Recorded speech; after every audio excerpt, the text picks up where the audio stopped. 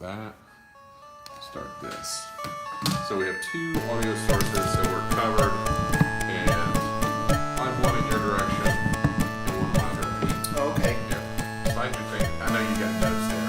I do not have any notes, but I did. I don't know. I have written notes. This I just opened up. I figure in case I want to look something up. I did memorize the band names. This should be on here. This has to be on here. It's fine.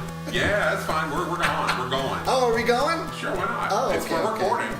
So, I did record. I did go through and I mean, at some point in the past, I knew all their names, and then over time, you just listen to Radiohead records and you forget. You know, Tom York and I just Johnny know Tom Greenwood, York and the other guy. Johnny Greenwood. At one point, I thought I was confusing Johnny Greenwood with Lee Greenwood. You weren't really. No. Well, I did. I said Lee, and then he like at least I live in America. Yes, but then I was thinking, wouldn't it be great if Johnny Greenwood did a Lee Greenwood and did a remaking of that America song? Yeah, I don't think that's gonna I was fly. I think there might be some tension there. I still don't remember. I'm bad with names anyway. So Ed O'Brien, the guitar player. Yes. Colin Greenwood's the bass player. Okay, so him and Lee Johnny, Greenwood are. Yeah, him and Johnny are, and the drummer's name is Oswald. Shit, fuck. See? I've forgotten. And I knew it on the way out. I was gonna write them all down in my notes, and then I said, well, who cares? People know. They know who's in the band. Okay, well, yeah, we're gonna look it up. So, okay, while you're looking it up, I'm going to announce. I'm going to help. I'm going to welcome us into our first. This is the inaugural broadcast of That Record Got Me High, and Philip Selway. Philip Selway. There you go. Yeah, I thought it was important to know their names because they've been such a huge influence on my life listening that. Why? And I don't. Sometimes I don't know the song titles either, or the lyrics. Right. But that doesn't matter. Now, were you now? All right, let's get into it. Let's get. Right, okay. But let's get into OK Computer, because were you a Radiohead fan before OK Computer? Absolutely not. Right. Me neither. I wasn't either. Except Creep. I had heard Creep. It was fine. It was fine, and when I saw the video on MTV, they must have made an announcement. For Paranoid? That's the same thing I did. We probably watched it at the same time because it was like a big deal. It was coming out. It's long and it was weird. Oh, and Radiohead, they're very, it's a very experimental thing. So, did you go right out and buy it? We must have bought. I think Susan may have bought the album. I think, although I can't be sure. But we bought it. We would have bought it at Walk Street Records in Athens because we were living in Athens, Georgia. And you're buying what at that time? You're buying a CD. We had a CD. Right. Yeah. Okay. We were hip. We had a CD player in the car, and both. See, I went out and got the cassette. Yeah, I had gotten beyond that to play it in my car. Yeah, no, we had CD players in the cars by that point. That was we had shitty cars with decent. Well, you were fancy people. We were early adopters of the internet. We were early adopters of all that shit. I think this is a good point. We should have said at the beginning, because this is our inaugural broadcast, right, that we are musicians. Me and Barry are both musicians. And we should introduce ourselves. Jeez, man. It's a good thing we have these drinks. It was a cold opening. We did a cold opening, which is cool. I think for inaugural. Obviously we're learning our way. We're finding our way. So we're gonna be fine. You guys, if this is a thing now, skip to the 10th or 20th, podcast, and we'll probably be probably much more slick, smoother. Yeah.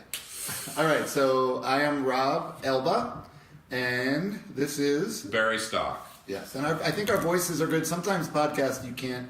I think you'll be able to get people confused. Us. I think you'll hear us and know I've got a little southern twang. I'm from Central Florida. I'm a 5th generation native Floridian. So. Oh wow! Shoot, I didn't know that. See, me and Barry have how long have we officially known each other? Probably since 2011, 12. Okay. Just because that's when I started playing with Steve.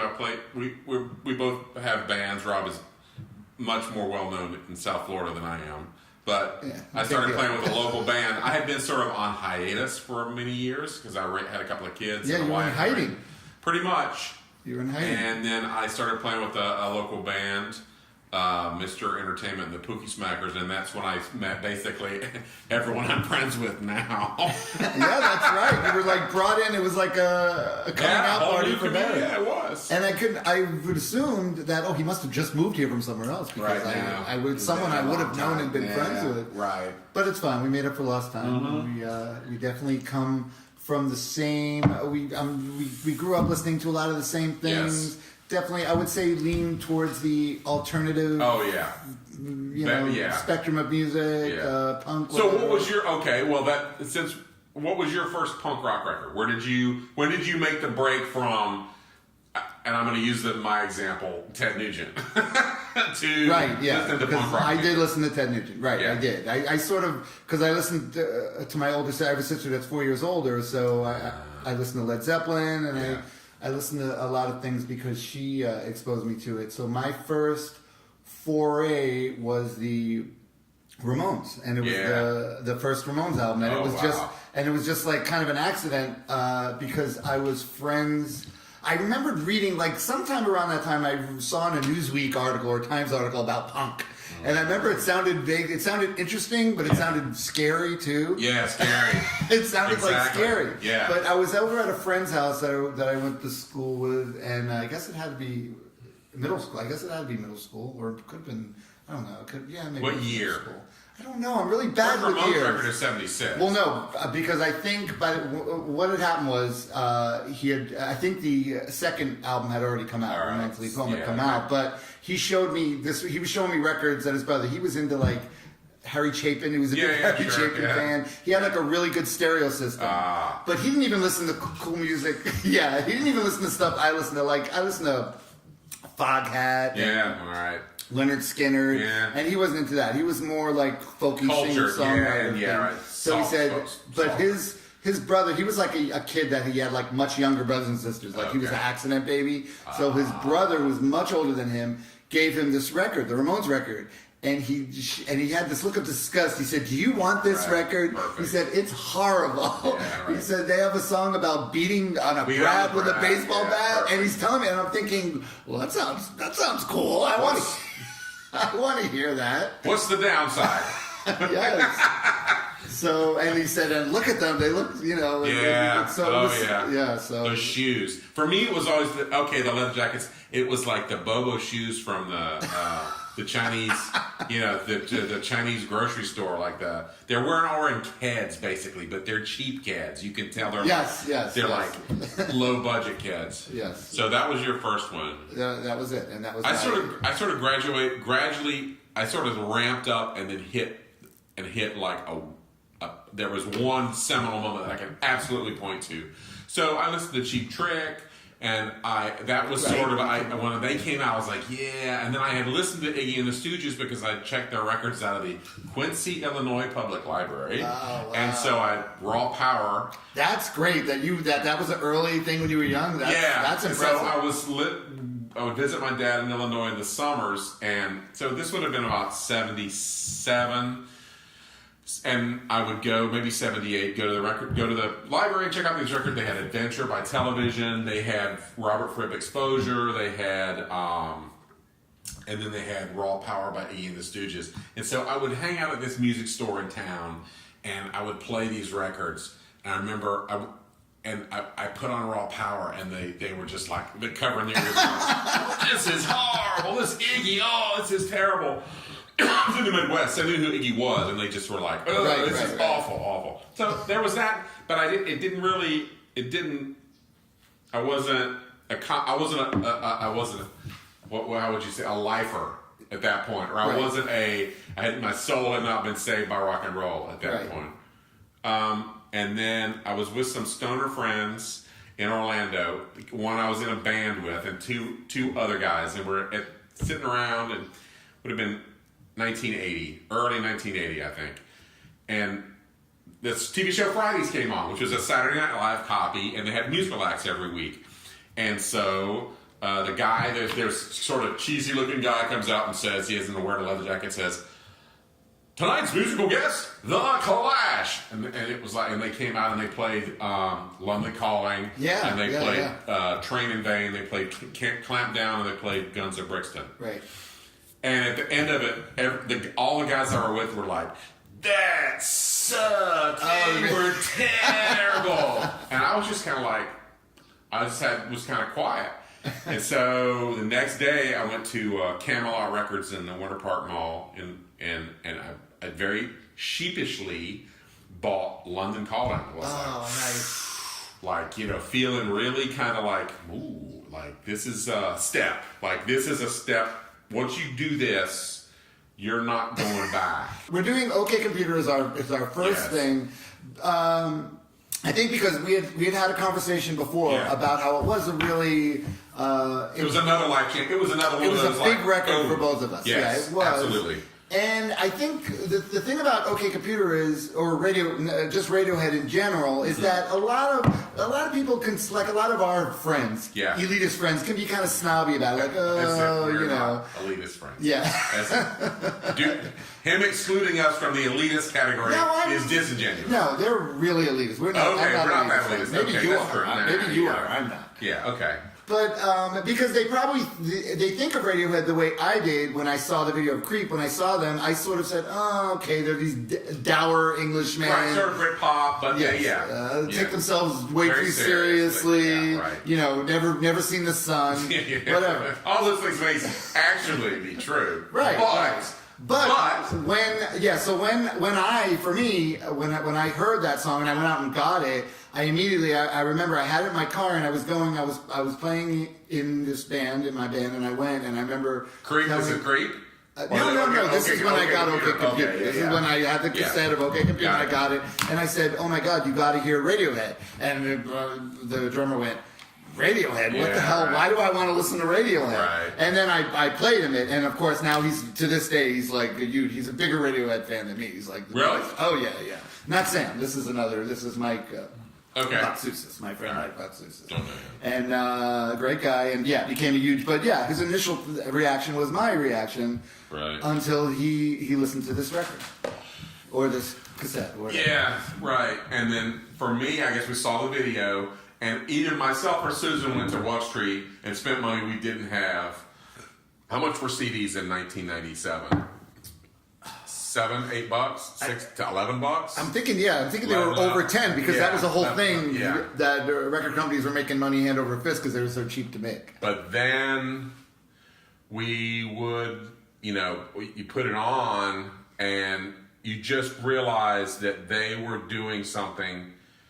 And here's the thing about Radiohead for me, and that they tap into feelings that I have that other music does not necessarily touch. So for me, it's very much I know, and this is a false. This is how everybody feels when they listen to music. Is that the singer is speaking to me, speaking directly to me. So they're kind of like your emo band. Sort of, yeah. they're sure. Well, there was a couple of things. My Chemical Romance. Yeah. Well, they sound like Joy Division, right? Doesn't the singer sound like Joy Division? No, you're thinking of there's other bands, but not Mike. Not okay. And so they do that for me, and then OK Computer had this, it has this apocalyptic imagery, and that appeals to part of my personality for sure. Yes. And I'm going to go ahead and say it, even though we're talking about it. It's not my favorite Radiohead album. Oh, really? It's not. And maybe your favorite Radiohead record. Well, I was thinking about that. I'm going to guess that Kid A is your favorite then. I like Kid A. I love Amnesiac, and I love Hail to the Thief. So Amnesiac and Hail to the Thief are really the ones that... really? Oh, yeah. Okay, yeah. No, I really like Hail to the Thief, and I always wondered why a lot of people kind of slag it and sort of dismiss it. I don't know why. It is a great record, but I don't know. I guess I feel like I have to say OK Computer is my favorite because it's probably the one I listened to the most. And it was the one that got me into them, and and the opening so guitar. Great. I mean, that opening guitar line is so captures your attention so immediately, and then all those sounds and textures come in that it just opens up this world. Basically, what they were doing with OK Computer was it was like opening up Tom York's psyche, I think, to the world. Whereas the previous couple of records had been, rock records that were very cool and had some premonitions of what they were going to do on OK Computer. But I think it was, it was realized there's a really amusing to me quote I read from Tom York about the bands, because I visited the bands after OK Computer. I eventually listened to it, and it is a really good record, and I like it. Yeah. I've never listened to the first one, Pablo Honey. I've never even listened to it. It's. I mean, I don't think they disavow it, but But he had a great quote. He said when they were making OK Computer, they didn't want to make another miserable negative record. So it's like he wanted to be more positive, and I love how right. OK Computer is Tom York's idea of a happy, uplifting record. Right. Yeah. Which is every song, it's got Let Down. This album has Let Down on it, which is, just bleak lyrically from soup to nuts. Like, let down and hanging around, and crushed like a bug in the ground. And he's like, and that's his happier, uplifting. Yeah.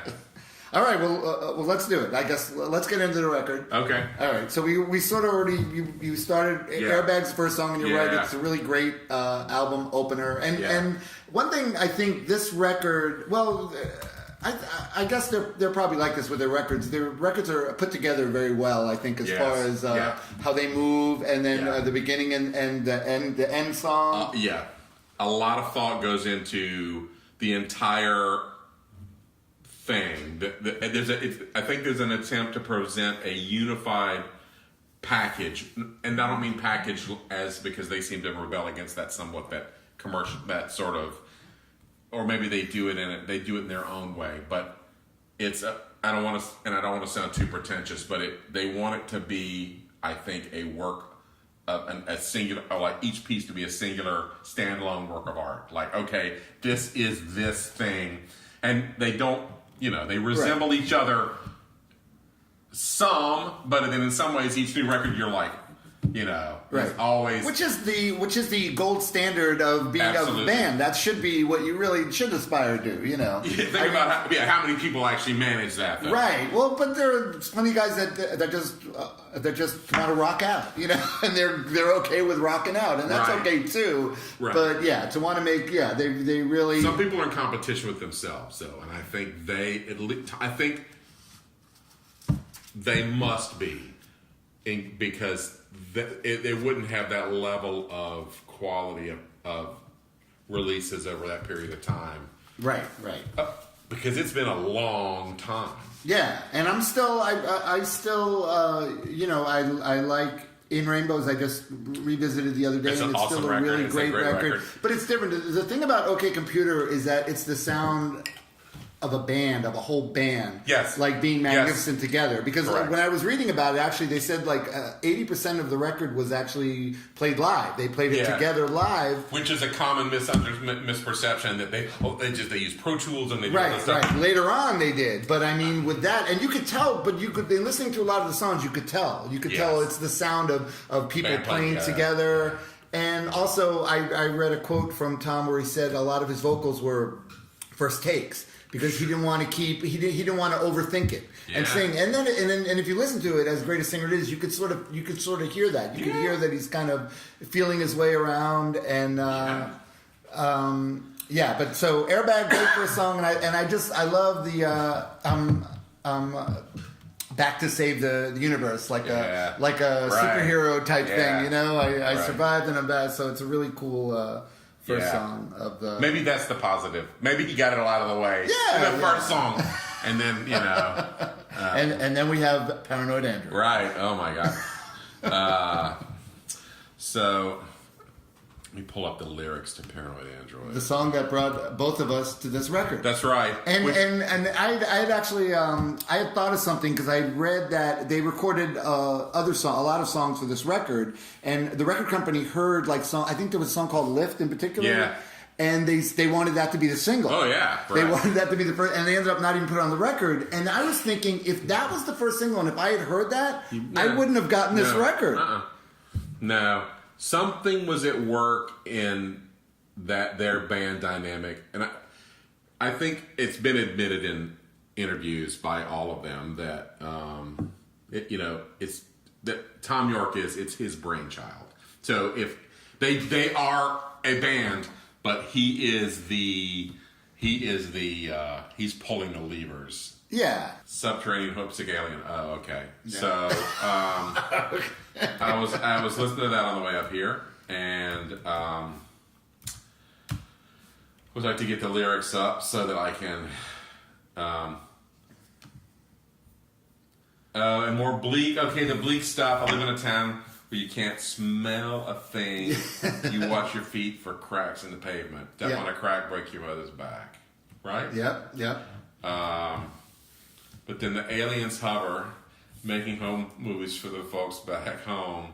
And then he talks about the sad motherfucking people. Yeah, so who lock up their spirits, drill holes in themselves, which he's talking about these people with their piercings, with all the piercings and everything. Or, I just thought of somebody, that they have to do something to make themselves...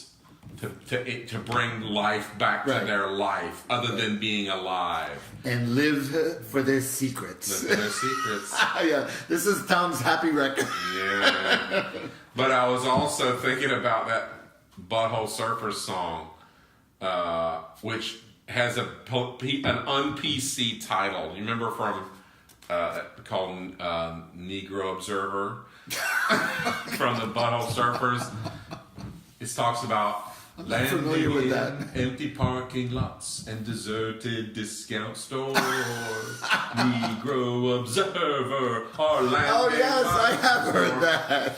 And so it's this. I just saw the same thing. I was like, oh, they're like looking from UFOs. They're like watching the observer. But that's rare. This is a very. This I feel like this is a very. This is him though. This is him because he's the guy that feels like the outsider and is the outsider just observing everyone. Yeah. So yeah, that's. And then he asked, wants to be picked up by a UFO, which I could certainly sympathize with. Although I would say that if they picked me up and took me, it's not necessary to bring me back. I would say that I think that part of the song. If the UFO comes and gets me, I'm ready. I'll go. Where are we going? All right, so let's move. Let's go into. We're going through the record. Exit music for a film. Oh my God. Yeah. Right? Yeah. This is. Well, I always think of this every time I think about this as being Berlin Wall, escape, sort of Eastern European. Oh, okay, all right. So you take it you take it globally. Okay. Yeah, before all hell breaks loose. Right. Now, there is a way to look at it that's just like a guy and his girlfriend that are just gonna elope or leave or whatever. Well, because I did read inspiration was Romeo and Juliet. Like he had seen the movie and he said he was crying at it, whatever. Yeah. And he thought to them, why did they have to kill themselves? Why didn't they just leave? Why didn't they just escape? But there's another great quote from him because he thinks that he sounds like not that he sounds like, but he wanted this to be like Johnny Cash in Folsom Prison, that album, because the vocals are way up front. Yeah. And the vocals are uncomfortably. This song actually makes me uncomfortable because it's so intimate. Like his voice, his mouth is, you could tell, is right up to the mic, and it's right in your face. Yeah, he's right on the mic. I love how Tom York thinks in any way he ever. I would not put those two things. I appreciate that. Yeah. Like Johnny Cash. No, it's cool. But this song is and it's very cinematic. It's ironic that it's called exit music for a film because it is so. Well, yeah, I didn't know the part about Romeo and Juliet, which does make sense because I always had this scenario of escape from an oppressive regime. But that's cool. That's good. That's what you should do. The song is for the person, for the listener, to move them as it will. And we hope that you choke. I mean, oh yeah, that's right. I forgot about that. Well, right. I mean that's definitely more less. There's not Capulets and what's the Montague. Capulets and Montagues. There's that's more Hatfields and McCoys. Yeah, right. I guess Tom York probably got away with his Juliet, but yes. But then you can tell that things don't end well. No, and he's still, and even if they end well, you're with this depressed Englishman. right. He's not going to cheer up all of a sudden. No, probably not. Right. Moving on to the next song is Let Down. Oh God! Speaking of this is the most depressed Englishman. This one. So Let Down. So obviously lyrically, Let Down speaks to you. It does. It does, because tell me how it speaks to you. There is nothing about this song that is any different 21 years down the road than it was the day it came out. That humanity, in a certain sense, has not progressed in any measurable way from 1997.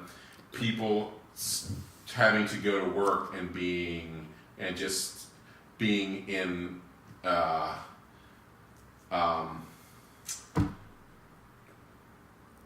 misery, and they don't know how they got there. How did we cogs get in here? the machine. Jesus, you're more depressing than Tom York. No, I absolutely think he tapped into don't get sentimental, it always ends up drivel. Right. Yeah, right? So not only is he's saying, Now I'm going to be honest and say that I don't, for this song, I don't pay attention as much to the lyrics, and I really, musically, this is like one of my favorites, because I love how the melodies intertwine. There's different time signatures, but I also do like the fact that you know what the words are, and that it is kind of happy sounding, but it makes it like so bittersweet. It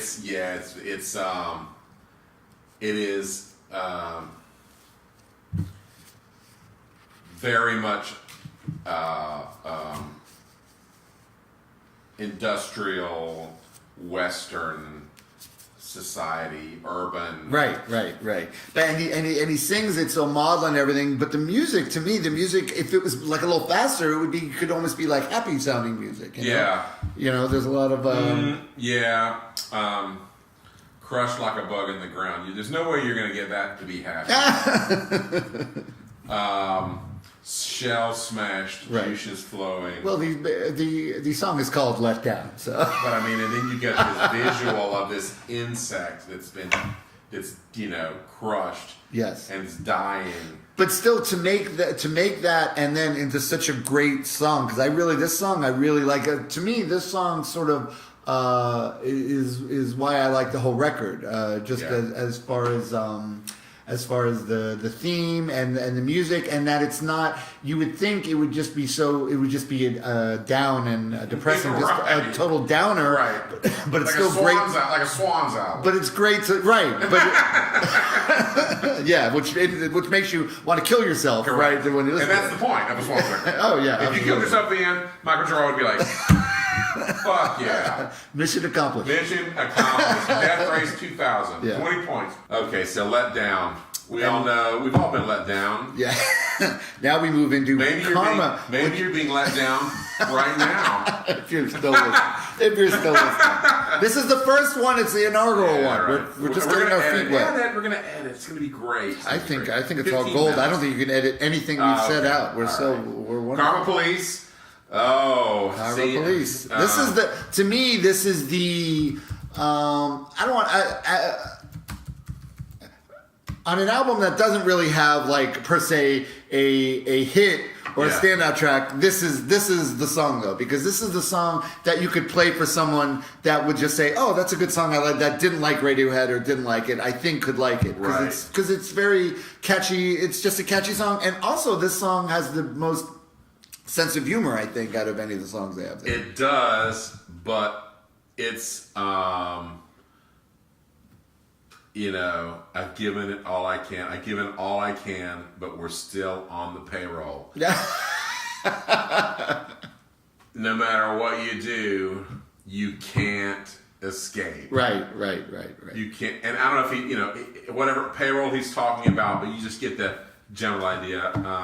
He talks in maths, and maths is not a word we use in the United States as in the way that they are using it. He talks in, you know, he's yeah. What does he mean? What is he trying to say? It's like he talks in maths. He's. I'm guessing that he is using jargon. Oh, okay. Okay, so talks in maths. He's using jargon. He buzzes like a fridge. So you get, you know, he's making continuous noise. He's like a detuned radio. This is someone who is full of himself, perhaps like your hosts. And he is full of himself and is not. There's no actual information coming forth, and in this, the girl has a Hitler hairdo. Which, yeah, that's great. I really like that. And we have crashed her party, so we're on her territory. You know, right? We've all been there. You do stuff, and you go to some place, especially when you're younger. And this is something my wife discovered when she turned 50. You really just don't give a shit anymore. And if you don't like being somewhere, you're just going to leave. Yeah. But as a younger person, you'll go to something and you feel like you've invested. So you're going to, I've invested. I came here, so I better stick around. Stick it out. Yeah, stick it out. You know, and the older you get, the more you're like, fuck it. Right. I'm out. Right. See ya. This was great. See you guys. Bye. I think that's what happened here is they're stuck.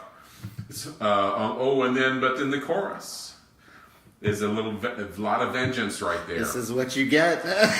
So what happened? What happened in between that first verse and the chorus? Like, did they break something? Right. Or did he say something nasty? But I feel like that's where the humor. It's all done kind of humorly, and I did read somewhere that they did that on tour, like the tour before that they were saying, "Oh, watch out, or we're going to call the karma police," and that was where the title came from, where it became a thing where they'd say, "We're going to call the karma police." That's what you get when you mess with us, right?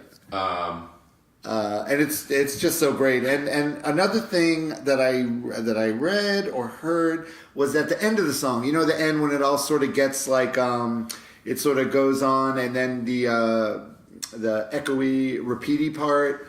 I think so, yes. Okay, it just sort of the song sort of degenerates. It just sort of degenerates, and that wasn't originally. They just had a very traditional outro. Yeah. And Tom and Johnny Greenwood just sort of, which this is like a weird thing for a band to do. They just went in and changed the ending and did this ending and didn't ask permission for the other band, the rest of the band. Well, that goes to my point that there are. You know, it's Tom York's brainchild, and all those guys are absolutely crucial. I would not want to see anyone subbed out in that band. It would just not be possible. You know. Yeah. No, I agree. I agree. Like, what was? But yeah, what was the second Ramones bass player? CJ, right? There's no fucking CJ Ramone, right? You're right. That would be bad. You're right. It would. They defer to his. If Tom thinks, the ending, I'm going to try this, I'm going to do it. They're going to defer. But I also would like to think that at least one of those other guys said to someone else in the band, "No, he better be careful, or someone's going to call the karma police on him." Police, yes, okay. But I want to know what they get when they mess with you. I want to see what really happened there. Maybe they get fitter and happier. Oh God, the Bruce voice, which I think Bruce is still. I bet I could make Bruce talk right now. Is that like a Mac? It's a Mac thing. Yeah. What do you think? What do you think of the song? This is I was surprised, like, because this is obviously a song that's not like a song. It's one of these things that people put on a record and because they want to include it because it fits in with the record, but it's obviously not something that's going to get played on the radio. Or they're going to play live. But, I haven't thought, Right. But I really don't mind this song on the record. I don't mind it, which sometimes I mind when some things bands put on and it's like you just automatically skip it. But number one, because it's not that long. It's short. It's only about 2 minutes. Laguna Sunrise on Volume 4 by Black Sabbath. That's one of those, like, come on. Right, yeah. Right. You're being okay. You wanted to don't have put material. That on your record. Right. Yeah. But I'm not going to listen to this. Right. But this actually is. I will listen to it because it's very... what he wanted to do with this, I felt like he did in having these words and having the machine say the words. Yeah. So it's effective. I think it's very effective, and I actually don't mind this as a song. I don't skip it when I'm listening to it. No, it's because it's got interesting sounds in the background, and then it just gets darker and darker. Right. And darker, Exactly. On antibiotics, and you just. Fuck, Oh, I was listening to Electioneering on the way up here. And that was the last thing I listened to before I got here. Okay, Electioneering, I would say, is the most traditional kind of rock song on there. It could have been on one of the earlier. It could have been on the Benz. Except for it's got that feeling of being in that new universe. Still, as far as you're talking about Radiohead, like for them, right? Even though like there was some pivotal moment that happened, and that there's before OK Computer and there's after, right? And so it still fits in this record. Right. No, it fits in, but it could also be like Muse. If you didn't know, you listen to it. It could be the band Muse, which came up after. I just read the funniest thing the other day, or heard someone say that they blame Radiohead for Coldplay. That's and I'm gonna make a very, very, very controversial statement, and that is that Coldplay are not terrible. I agree. You know what? I had a conversation with my friend Sam Fogarino, who plays in the band Interpol, and they played some dates with Coldplay, and he said, you know what? He goes, aside from Beck, they're all really good guys. He goes, but they're not that bad. And I said, no, you're right. It's go by association, because there was a lot of people that listen to Coldplay and love them that you're like, fuck. Oh yeah, that's right, exactly. And if Radiohead's an easy band to hate, Coldplay's a much easier band.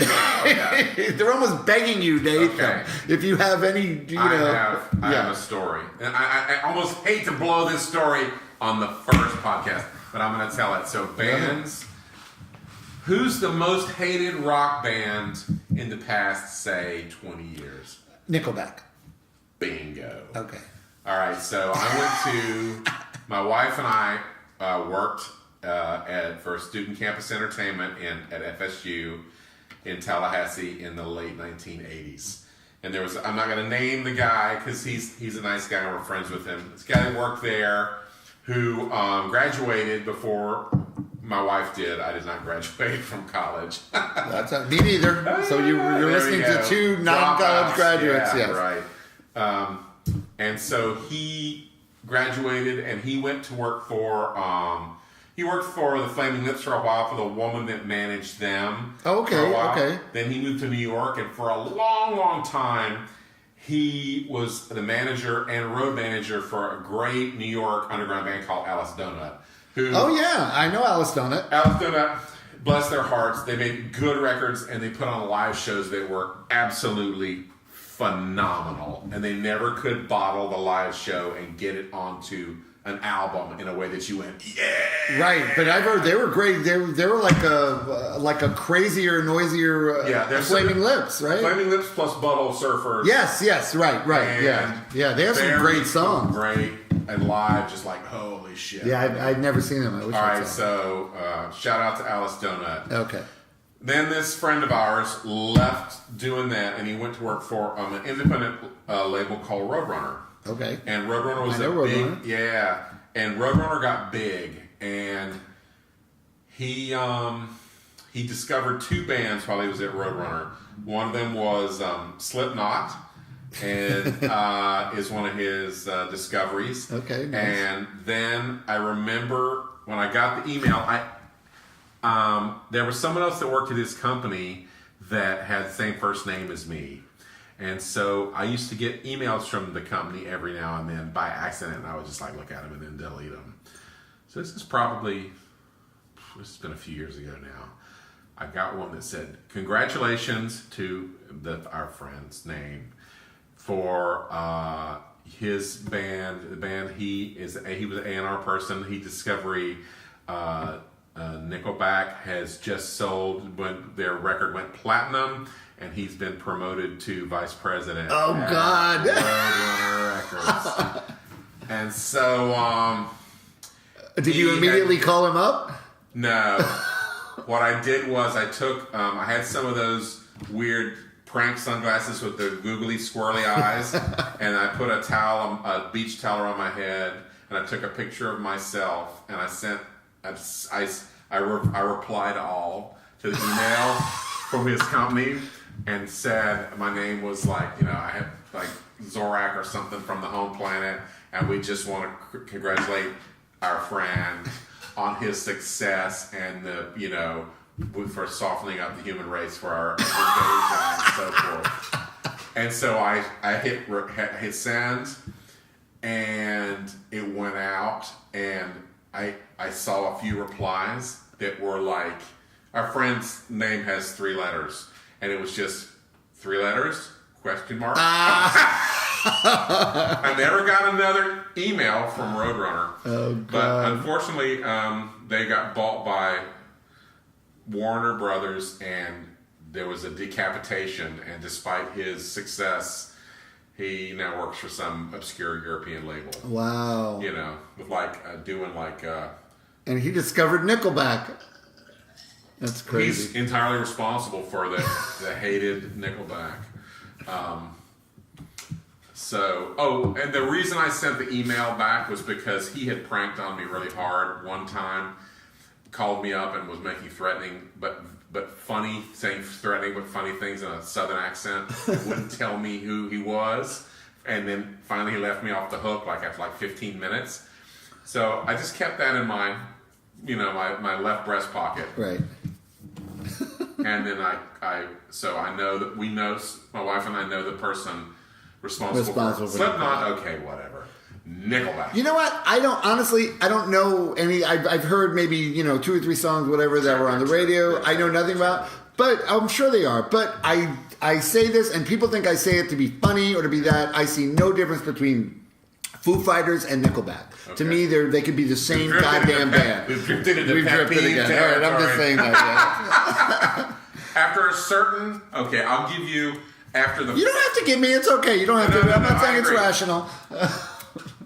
I would say the first 3 Foo Fighters record and parts of the 4th one were good rock records. And the first record actually has it was actually pretty damn cool. I didn't mind the first record. I remember listening to the first record. I liked the first record. But now, I'm talking about, the now. It's giant. I see no difference. Yeah, you're correct.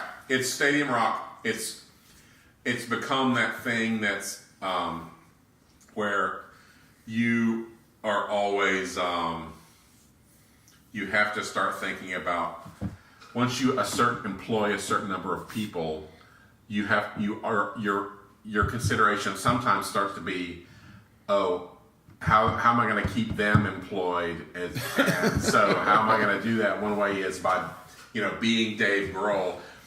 Radiohead, I don't know how they do that, because they work pretty sporadically, right? And so but they still, when they get together, they actually make good music together. They don't write shitty songs. Yeah, but I believe it's true that later on they work more and more independently on the album, on the records. I'm sure. It's not all the same. But place. I did hear. I remember reading somewhere recently that they wanted to go back to sort of like a band thing, more of a organic play together, do a band thing. So maybe they're going to revisit how they recorded OK Computer a little bit. Maybe they'll do that.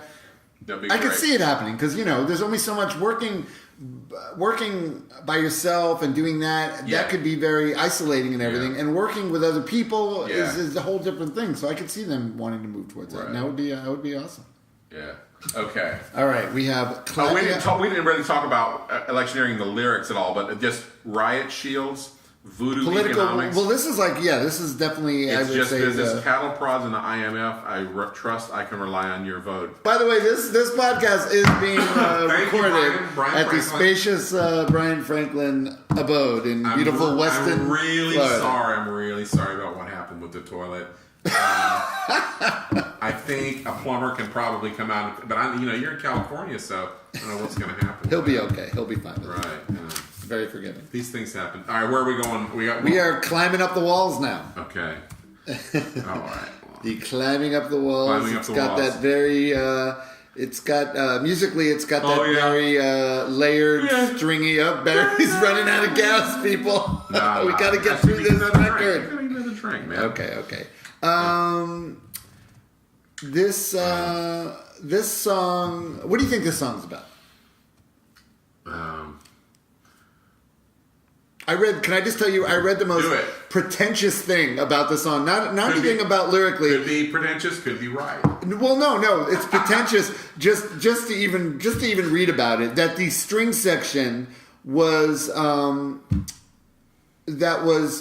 they were inspired by by a piece by Christoph Podornicki or something, and his piece, something to the victims of Hiroshima. It's like some piece, and that's what they patterned it after. And that you got to just give my face has a skeptical look. A rock band credit for saying no. This is from the Greenwood Kid was saying that. Yeah, he said that. He said specifically that it was inspired because he did the string arrangement in this, and that was inspired by this obscure, or maybe he's not obscure. I don't know. I'm not really big on my. This is orchestral arrangement. This is just about a character. Do not cry out or hit the alarm, and it's just a creepy song. I've got the smell of a local man who's got the loneliest feeling. I don't want to meet this guy. This is 15 blows to the back of your head. It's always best when the light is off. I like this because I feel like this is a song that he's writing about, like you said, like about someone else, someone like just a little character study of this bizarre, different character, which is different, for him because it's not so sort of getting outside himself. A little bit, because you can definitely see him as the Romeo in the. You could definitely see him.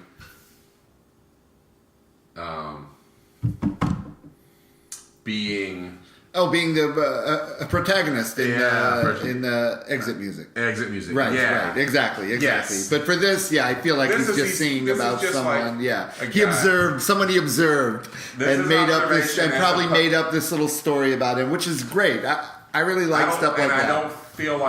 I feel like some of the rest of the record, he is inhabiting those people. He's inhabiting whoever's saying those things. Right.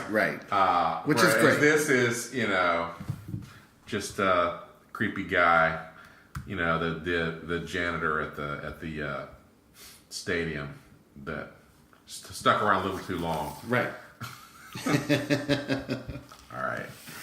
All right, we have... no surprises. No Surprises is actually one of my personal favorites on the record.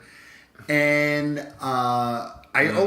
this song, when I had the cassette of it, I always thought it was like a glitch in the cassette because the beginning it kind of sounds like a little warbly. Yes. And then later I found out, do you know that they recorded the music and they slowed it down and then he sang over the slowed down music. Did not know that. Yes, they slowed it down because not a whole lot. Not a lot, but they slowed it. But you could hear a little warbly. It's like a little slower, like someone because Nigel whatever wanted them to play it slower, but they couldn't get a groove.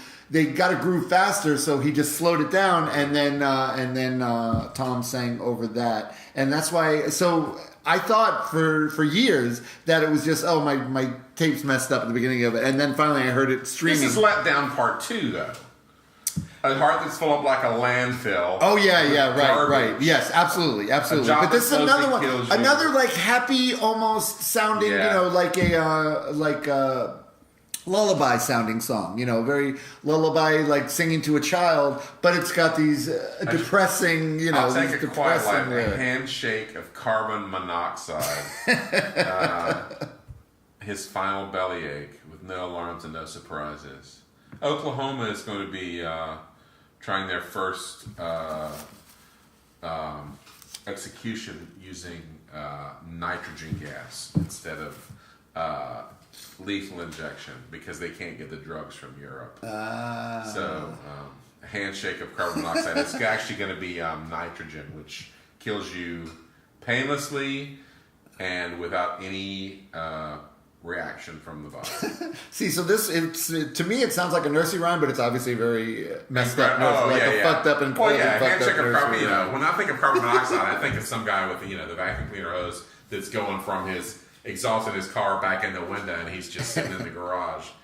And I also read that they did the song in a take, in just one take. They played it in the song. And if you listen to it, you can sort of hear it, because it does sound very very live, very playing it live. Sometimes that's the vibe that you're never going to get back again. Right, exactly, which is probably why they kept it and just slowed it down and worked with it from there. Right, I think, probably, I think that Nickelback uses that technique. Callback, that's good. We had a callback earlier. Nickelback. See, now you have to keep the Nickelback thing in, or else the callback will make no sense. Right, exactly. No alarms and no surprises. We know that feeling. Like the alarm goes off in the morning, and you're in denial. Like no. Right. He almost sounds like slightly drugged when the way he sings. Yeah. He sings. Well, that could be the effect of just speeding up a little bit too. Right. But he almost does sound that, which I Bring really down like. The government, they don't speak for us. Jesus Christ, we haven't advanced one footfall. I feel like societally, I think we've regressed. I remember when I was in high school, was the closest, and this was early Reagan years, but there was a great deal of harmony between the races, and especially I went to a pretty mixed high school. Yeah, me too. It's like nobody cares. It's true. And then, for the most part. Yeah, and then it just all went to shit. I thought this was going to be fun. Now we're up to Lucky. Lucky. All right. Bring up the Lucky lyrics. I read that the lyrics were drawn from York's anxiety about transportation. Really? Yes. Well, because among other things, Tom apparently has an anxiety about transportation. Thank God that Tom York has those anxieties, or we would have this fun music or this podcast. Good point. We'd be doing a Van Halen podcast. Well, just so people know, it's not a Radiohead podcast. This will be the only Radiohead record we do. We promise. We'll do many other records, all different records. Yes, coming up. Yeah. I think when we're done, we will have covered. That Foghat Double Live record. Remember every summer I had in the 70s? I had that record. I had that record. And by the way, that record's awesome. And we may do that at some point. To be frank, they're actually fun. That's pretty fucking good. But people badass. Just think of their name. Right? Yeah. I'm on a roll this time. I feel my luck can change. Oh my God, I live right next to the dog track. So I know about that. I know those people. So where does the transportation? Because I thought of that too. I always thought of it as that. Look, but where does the transportation come in? Because I'm trying to think. What are the layers? Yeah, the air crash. Oh, okay. There you go. That's right. Superhero here standing on the edge. The Kev State is called for me by name. So is he being ironic calling the song Lucky? Is he? He is, right? Yeah, he is. Of course he is. Think about every guy that has a nickname Lucky. Right, yeah. It's like the guy that has a nickname Tiny in the South. Any guy named Tiny, I mean, is always a 400-pound guy. Exactly. Tiny, come over here. Bring me in peanuts. And, I feel like this is one of their more Pink Floyd-y songs, definitely. But something we haven't talked about is the fact that when this record came out, people were like, "Oh, it's very Pink Floyd." Yeah, well, very Dark Side of the Moon is a good. I think it's a good comparison to this record because it's a record that you could enjoy as a whole. Yes, and it's sort of meant to be enjoyed as a whole. And it's definitely a good. If you're going to be compared to a record, that's not exactly. It's not true. God damn it, Barry! You got to type in Radiohead before you do the lyrics. There we go. The Tourist, Radiohead. The tour. This is the final. We're at the final song, people. Yes, we are. The final song. Oh yeah. And one thing I've noticed about Radiohead is they have really good last songs on records. They're good at that. It's a conscious effort of closing out the record. Yes, exactly. Something I agree. That wraps everything up and says this is like the credits. Right. You know. Exactly. This one, The Tourist, it's kind of. I think it's a waltz. I think it's a waltz. Yeah. 6/8. 1, 2. Okay, well, I don't know that much, but I know it's like the waltz is like a 1 2 3 1 2 3 1 2 3. Yeah, this is 6 3 4 6 8 same shit. And I think I also read that he sort of this was like an observation of seeing tourists like rushing around to see different things, and so in the song, everything. Yeah, he's yelling at them to slow down. Hey, slow down. Just slow down. Like 1,000 feet per second. Right. So slow down. And enjoy, enjoy the idiot. Slow down, idiot. And it's really, it is a really great album closer. And then at the end, the guitars drop out, and it's just the bass and the drums, and then right at the end, you just have that bell that ding, and then that's it. The end of the record. Knowing how to end things is just as important as knowing. And think about the opening notes, how they grab your attention. You're instantly just like your attention is just like with that clap. Yes, right. With this interesting guitar figure that's sort of chromatic, but it's played with a lot of distortion and with a lot of conviction. It's not. There's no hesitation. Right. It calls you to attention at the beginning of the record, and then at the end, you've got this nice little song in the wall signature, and then the guitars drop out, and then it ends with just a little ding at the end. So British, right? Well, I'm hoping there's more. This is that record that got me high. There's more records that get us high. Speaking of that, now moving on. I picked this one for the inaugural podcast. I picked Radiohead OK Computer. So we agreed we were going to switch off. So what is the next record we are going to let's talk about it. Let's say if we put some sort of constraint on it and say, okay, would be, it's easier to pick something before that, right? Well, but I don't want to constrain you. This is your first one you're going to pick. Pick anything. You got to make it challenging. But you didn't think of one already? I thought of all kinds. There's millions of records that I want to talk about. I know. I have a list in my head. But what is the next one? Just come on. Let's do it. Pick a next one out. So then we'll be tied to it.